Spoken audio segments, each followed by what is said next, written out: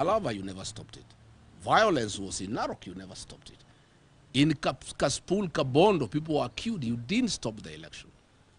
You are now being used by William Ruto to postpone the election because he knows he faces a humiliating defeat next week.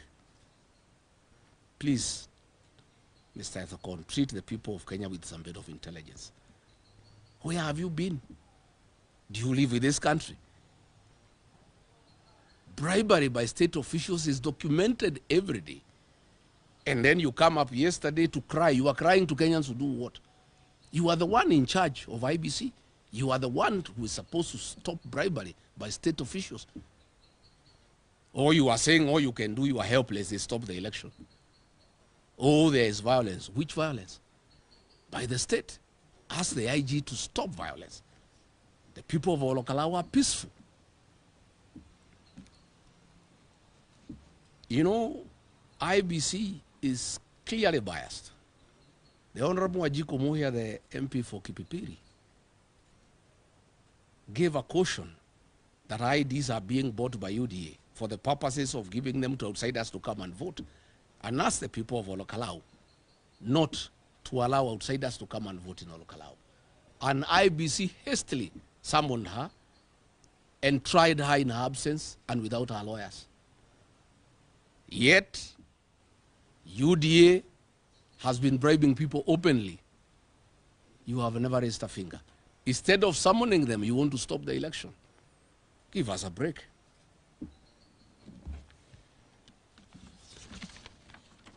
The following state officers and government officials have openly been involved in electoral campaigns and malpractice in Olokalawa, among others. The Honorable Alice Wahome, Cabinet Secretary for Lands, Public Works and Housing and Urban Development. William Kabogo, Cabinet Secretary for Information, Communications and Digital Economy. Davis Chirchil, Cabinet Secretary for Roads and Transport. Rebecca Miano has actually left her office. She has put up an office in Olokalawa. She even tried to summon the ACK Church for a seminar on tourism to bribe them to campaign for the UDA candidate. And the ACK parish minister stood her off. She had called them for a seminar in Naivasha. I don't know what ACK church officials have to do with the tourism in Kenya. She has left her office. She is actually working from Olokalawa.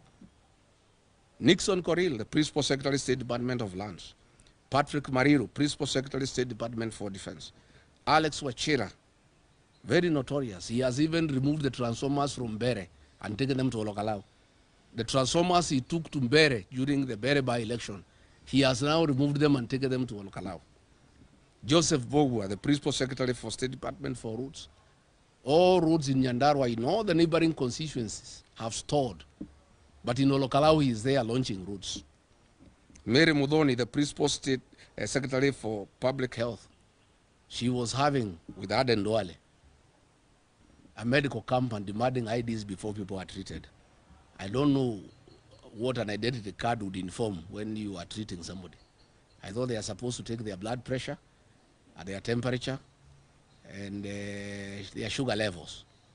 But instead of doing that, finding out what is their BP, what's their sugar levels, what is their temperature, instead they are taking the ID, which means the whole thing was a fake.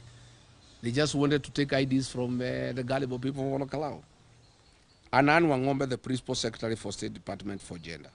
Mr. Philip Mainga, the Managing Director of Kenya Rails Corporation. He brought a fake train in Olokalawa after 45 years absence, you know, and it knocked a few vehicles because there are no signs anywhere.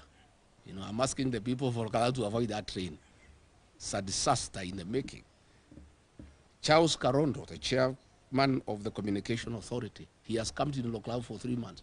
He's the one actually doing voter bribery at night.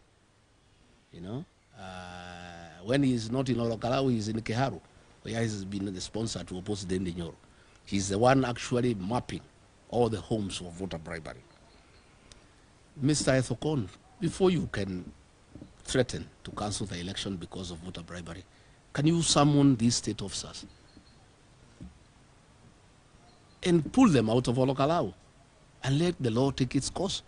Don't be a crybaby. Why are you crying about voter bribery when the culprits are known and the law is in place. What are you telling the people of Kenya?